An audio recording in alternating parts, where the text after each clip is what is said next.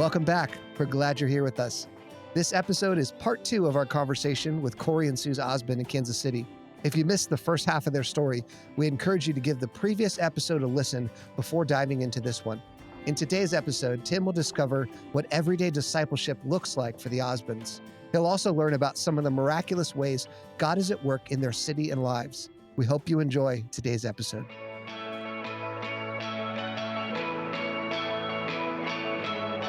Welcome to Called Beyond, a Novo Mission podcast. We love sharing stories about how we can hear God speaking to us, as well as what happens when we say yes to His calling in our lives. Through these stories, we celebrate together the movement of God around the world, beyond what we could ask or imagine.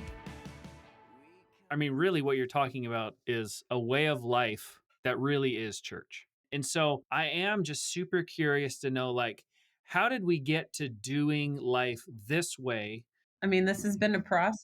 We got to this point, and especially Cory, as he was learning about what was going on in the global church, how new believers were coming to know Jesus. I mean, what God was capable of doing, what He was capable of catalyzing, what His power was, and it was messing him up. I mean, he just couldn't come back and make sense with the way, with the method, with this is it. And how many others in our city are not experiencing this? And how do we get there? How do we get to that spot? Because we're experiencing real church right now, but man, there's thousands that aren't. And so he's over here learning about what the global church is doing and saying, maybe we need to be missionaries in this city. And I'm like, no, I'm good. I'm comfortable.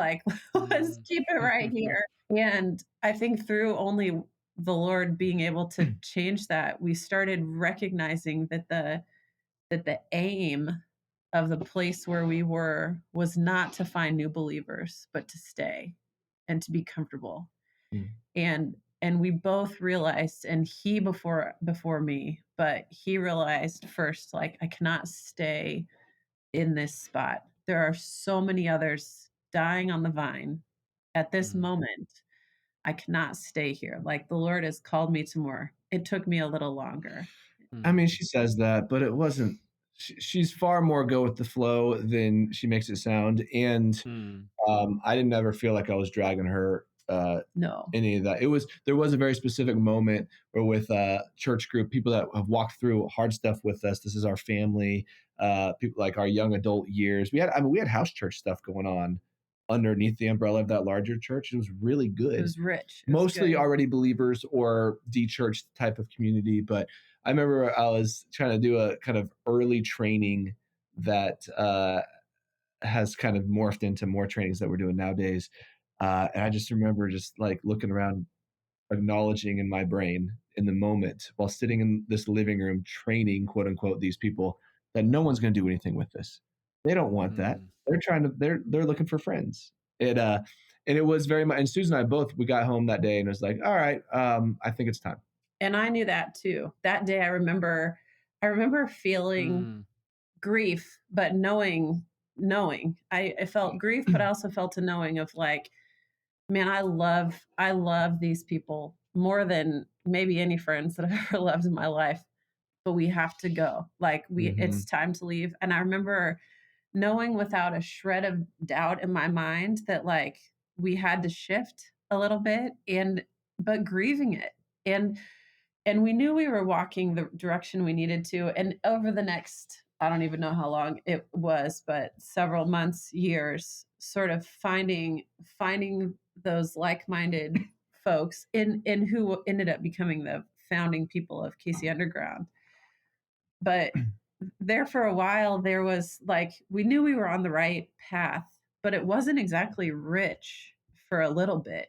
We had new relationships, and that was great. And that was lovely. And you could see that it was going to come into a place. And I think particularly for Cory, he had partners that were so like-minded and still does, that it was I could see that and could see the benefit of it personally. And for our family, there was a desert though, for a period of time in that shifting where it was okay, I think the promised land is over there, but we're not in it yet.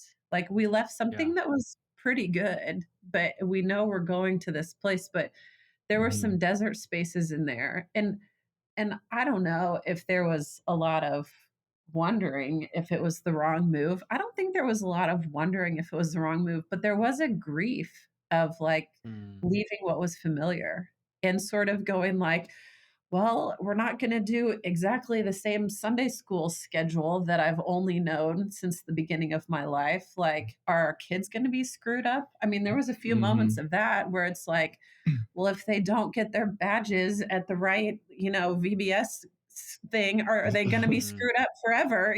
Like you sort of don't know. It's a little bit unknown.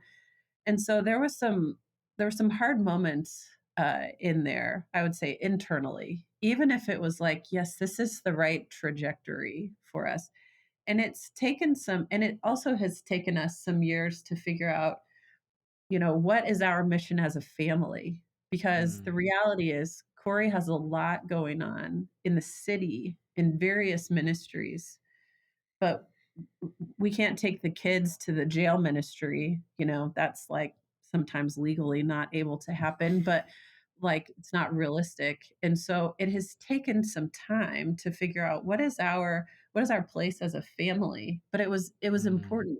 It needed to happen, and it couldn't be just like my ministry that he sometimes comes to. Like it's been important to us to say like this is our church as a family. When we discuss things with our house church, he's not leading it every time like what are your actual thoughts? What are my actual thoughts? It's taken Mhm. time and some figuring out in the last couple of years. I mean, it's inspirational, right? I mean, the like as much as we want to talk about catalyzing this and we have like our own like version of things that we do, but really like the Lord catalyzed something in you and the irritation Mhm. was knowing that there were people around you that were not being reached by the systems that we've all been playing with and under in the heading. And this, and the really, I feel it seems like the Lord raised up in you is kind of his heart for the everyday person around you that wasn't being reached. And all of a sudden, that became so such a big focus. It was like you almost like you couldn't see it. You couldn't see life any other way with you couldn't get around it without moving towards it. And and wow, I mean, it's amazing to see, and we'll get more into that story here in a minute, as to how you start going after the roadblock of just the unreached person right down the street.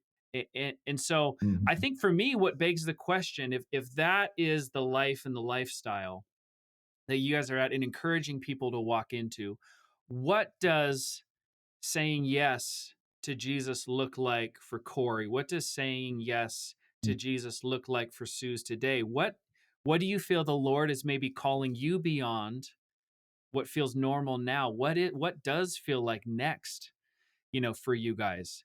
It could be another day, right? It doesn't have to be a big fancy thing, but what it could be is like, what is the Lord asking you? What is he inviting you to? So I have a sort of answer. It's an interesting question on what is saying yes to. How you just described that, yeah, that is sort of the goal. Like that's what we hope for ourselves, for our kids, and our family. And one thing we have hoped for and prayed for and talked about and sort of tried to deliberately do is like if living into the gospel, if living into church in all ways sort of directs our family, our lives, then that will instruct us to say yes to certain things and to not say yes to certain things. So Mhm. as people who are pretty extroverted and like to be involved in stuff, yes can be a problem sometimes because you get sort of overcommitted, overextended, etc. But trying to change this mindset and like, okay, if our whole goal is to advance the gospel, whatever, in our sphere, then it sort of directs us to say yes to certain things. Mm. Mhm. And so it has directed us to say no to certain things.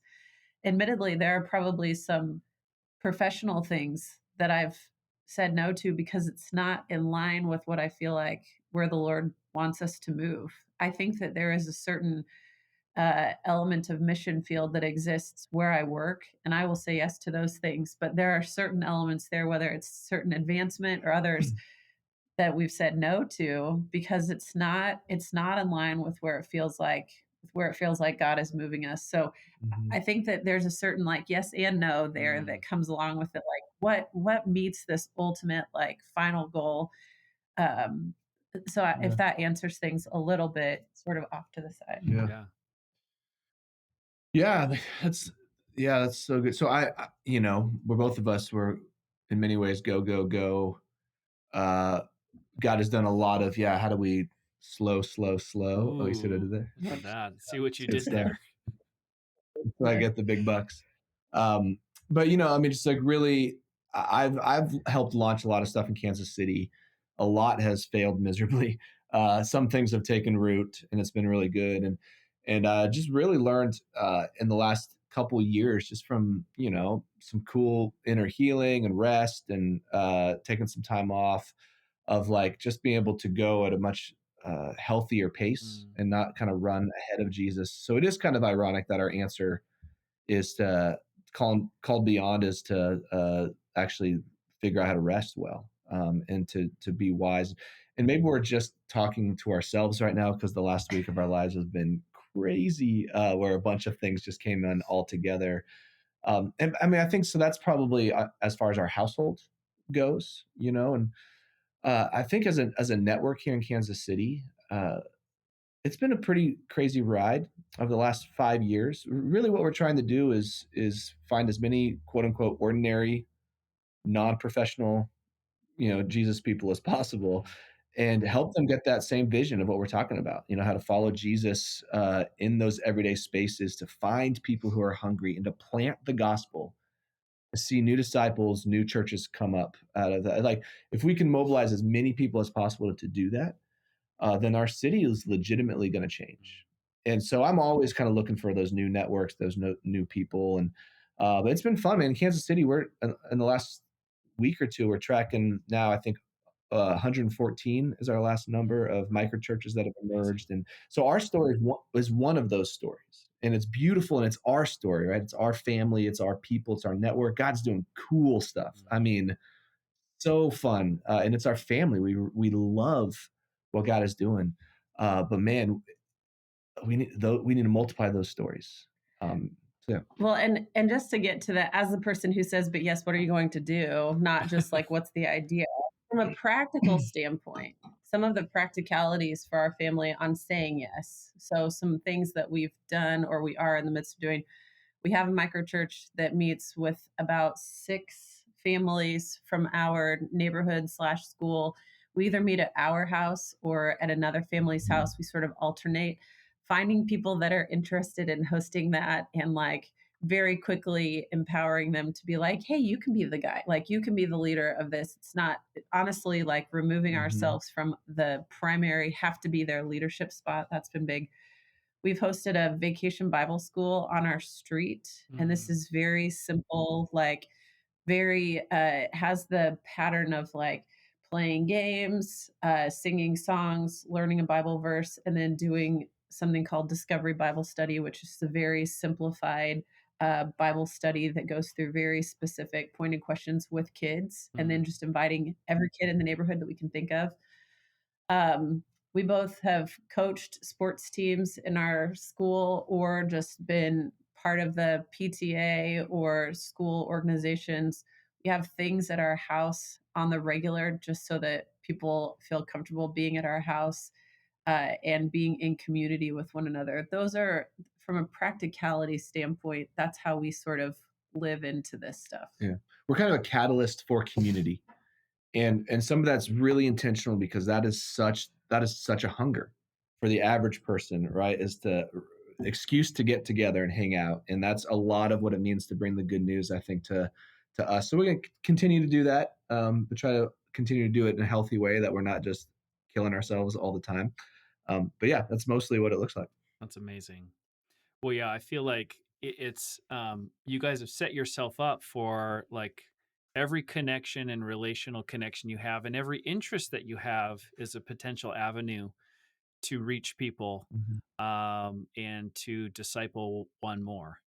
And I think that's amazing. So we talked a little bit about just sort of the vision, right? Seeing this big painting, on the wall, and it's this what God wants to do in Kansas City that you're a part of. And, I feel like the Lord's brush strokes, or the way that he writes it, is through stories, right? The color that ends up being on the canvas is the story, and it's a swath of this color, and you can kind of start to see these things start to build. You mentioned having some momentum and seeing these micro churches pop up. You're starting to see, this vision or this picture come to life. Like, I'm curious, for you guys, what are the, like, if you can highlight, like, this is a beautiful brushstroke of this story that the Lord did that has been fuel to us. And I know that you're in relationship with so many people, so be as anonymous as you want, but can you share, just a nugget of something that the Lord did that ended up, painting a little bit of this thing that God's doing in Kansas City? So a couple of years ago, well, honestly, a couple of years ago, I went through Novo's spiritual authority cohort and started, which is a cohort to learn about different ways of using our spiritual authority to pray for our space, etc. And I started prayer walking, and in doing so, the Lord started showing me all sorts of things happening in the spirit world. One of the nights that I was prayer walking pretty early on, this was about 2.5 years ago, I was going past a house in the neighborhood, and as I walked past it, Was that long ago? That was like a two year and a years half. ago, Okay, probably 2 years ago, Yeah. I was going past a house in the neighborhood, and I was asking the Lord just to light up spaces where He was at work, like show me what was up. And this house in particular, this one house in particular, was like a spotlight, Christmas lights, whatever. It was on fire, and I was on fire, sort of walking past it, and that was pretty strange. But okay, like there it is. That was for me, it was a pretty clear answer that this is a house where I'm either doing something, I'm about to do something, or something's going on. At the moment, I didn't know who lived in that house, but I came home, we figured out who lived in that house, and a combination of both random interactions with this family, like where we would just run into them all the time, and targeting a little bit. I mean, just sort of praying directly praying for this family. We end up interacting with them a ton. Well, I mentioned we had this VBS for kids in the neighborhood last summer. Dad started talking to Cory about, well, what do you do for church? And he tells them about house church. Well, now they come to our house church, and they've been coming to our house church for 5 months, probably 4 or 5 months. And a few weeks ago, we were sort of asking them their story, and she told us at exactly the same time 2 years ago, when I was walking past this house, she was having this like encounter with Jesus, of just this like, you could change your life. Like a drawing. Like, I don't know how she would drawing describe. She was describing it basically like God is drawing her. She Yeah. needed to know more about God. Is basically how she described it. And Wow. so now here they are. And her in particular, her statements the last several weeks have been pretty mind-blowing, where she's sort of like, we like coming, we like doing this, we like learning, but really what we would like to do is do this same thing in our house with some of our other friends. Wow. And we're sitting here And we're like, yeah, you are. you're just That's describing multiplication that's Yeah. never been introduced. It's never been like, hi, nice to meet you. Here's your first day. The goal is to eventually take this and to have two. Like, she's just describing this multiplication of like, I have my circle of people. How can I do that with my own circle of people? Like, would you be willing to come alongside me to help push that? And this is at 2 years after a very clear, like, this is a house, this is some people to go after. The Lord is meeting her. He highlighted that, and there's just been intentionality on several fronts. And now I think the Lord plans to utilize that for something more. So that's been a really fun story. Yeah, man. And again, like, that's a miraculous, unbelievable story. But man, there's so many of those stories happening in ordinary spaces, and it's so cool when your feet match your prayers. So when you start to pray for whatever the people that God's called you to, and then your feet join, like, that's what Suz is saying. It's like, yeah, we're joining God in what He's doing, partly because we're intentionally It's like, hey, he highlighted that house, so we're going to pray for that house more, and we're going to meet the people in that house, and we're going to try to be around those people. And did we make any of that happen? No. None of it. I mean, like but we got to, but there was also intentionality, and there's something super mysterious in the kingdom when it comes to all that. Like, I don't get it.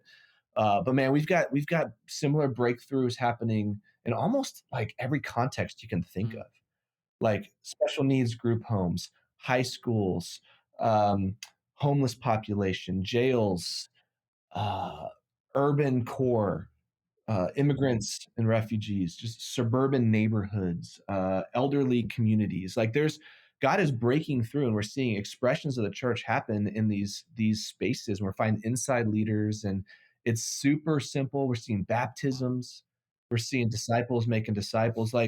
And it's slow and it's early, but there's momentum that's being gained, and there's no face of it all. It's not like, hey, this is Cory's thing, or this is Suz's thing, or this is any of our other leaders. It's just like ordinary people joining God in miraculous ways. And man, just like the book of Acts, it's messy and it's rich. And so that's why I would like encourage people in that. Like it does take some guts to be like, all right, I'm gonna go all in. I'm not gonna hedge my bets. And these are the people, and I don't have to be a professional. In fact, it's probably better if you're not, because Suz has more influence in our friend group than I do, because she goes to work, and and people don't know what I do.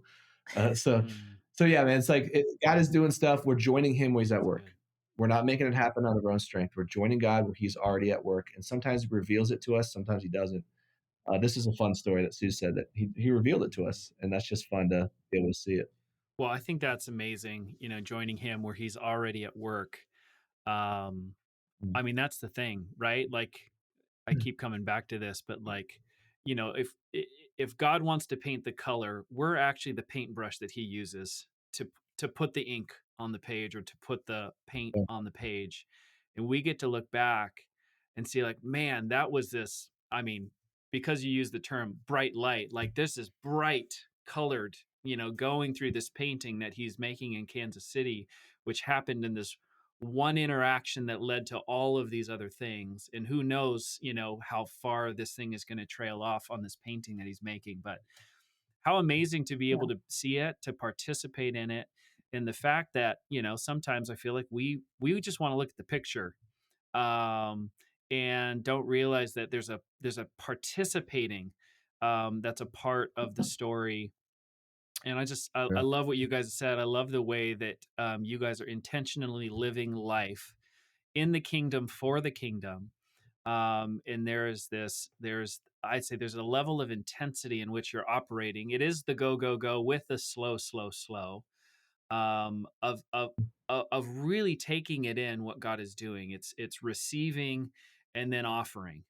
And I love that that's kind of the mode that you guys are in. It's the being before doing, not just the doing. So, well, that's amazing. I thank you guys so much for your story. I think our listeners are as inspired as I am, and wanting to see God just exist in the places that are ordinary, exist in the places where maybe we haven't invited Him into, but He's already there. Where He's already in the groups that we find ourselves being in already, and just restructuring and reframing how we see our everyday life and in the places in which we're inhabiting, and asking God to do that. Or even like Suz was just out praying, and the Lord increased some gifts that she had to see things differently, to see things the way He sees them. And then with that came an activation to participate in new ways. Don't we all want that? New ways of seeing, so that we can see God's heart for the people and places where we're already in, so that we can join Him in what He's doing. So thank you guys so much for being on the podcast today. It's been an absolute pleasure and a joy for me, and I'm sure our listeners as well. Thanks. Our pleasure, man. Thanks for having us.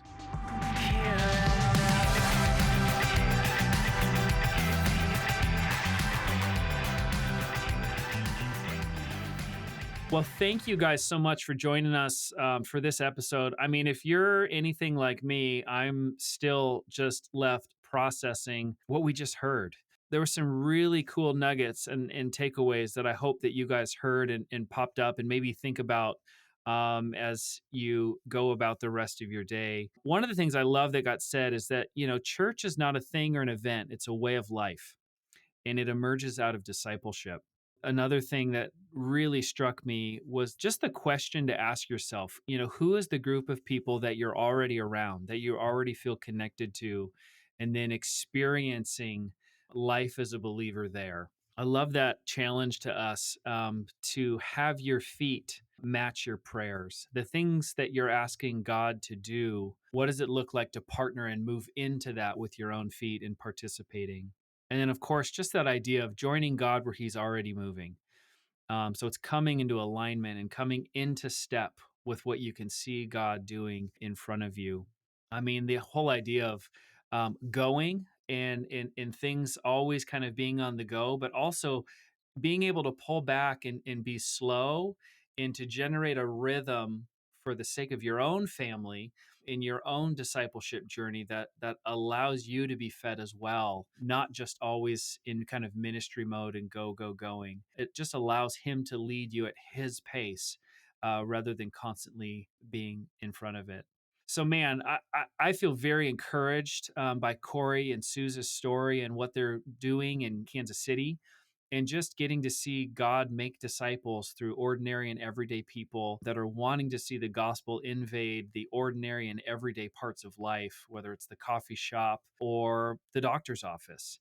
And I think what they've compelled us towards is really seeing life together and looking for the complementary nature of the people that he's put around us in order to do more so that we can go further together than we could ever go on our own. Thanks for joining us. As we wrap up this episode, we want you to know that you too are called beyond. We believe there is more that God desires for your life than you could possibly ask or imagine. Are you longing for more? You don't have to have it all figured out to take the next step of faith. We bless you in Jesus' name to embrace the courage that's required to obediently follow God's calling. We pray and believe for transformation in the relationships and communities where you live, work, and play. In Jesus' name.